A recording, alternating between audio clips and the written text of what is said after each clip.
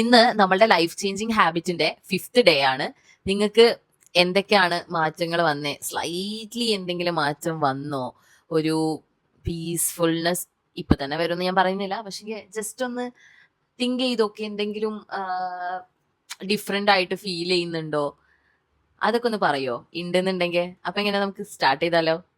ഇന്നലെ ഞാൻ self love ഇല്ലാത്തവർക്കും ഇത് ഹെൽപ്ഫുൾ ആവുമെന്ന് പറഞ്ഞിട്ടുണ്ടായിരുന്നു. ബട്ട് അത് എങ്ങനെയാ ചെയ്യേണ്ടതെന്ന് മാത്രം ഞാൻ പറഞ്ഞില്ലല്ലോ. അത് ഞാൻ ഇന്ന് പറയാം. ഇന്നലെ ടൈമിന്റെ പരിമിതി മൂലം നിർത്തേണ്ടി വന്നതുകൊണ്ടാണ് ഇന്ന് പറയുന്നത്. സംഭവം നിങ്ങൾക്ക് ഒട്ടും സെൽഫ് കോൺഫിഡൻസ് ഇല്ല, ഒട്ടും സെൽഫ് ലവ് ഇല്ല എന്നൊക്കെ ഉണ്ടെന്നുണ്ടെങ്കിൽ ഈ ഒരു കാര്യം നിങ്ങളുടെ ഗ്രാറ്റിറ്റ്യൂഡ് ജേർണലിംഗിൽ ഒന്ന് ഉൾപ്പെടുത്തി നോക്കുക. I am so grateful that I am in my self love era. I am so grateful for my confidence level. I am so grateful and thankful for my positive energy aura.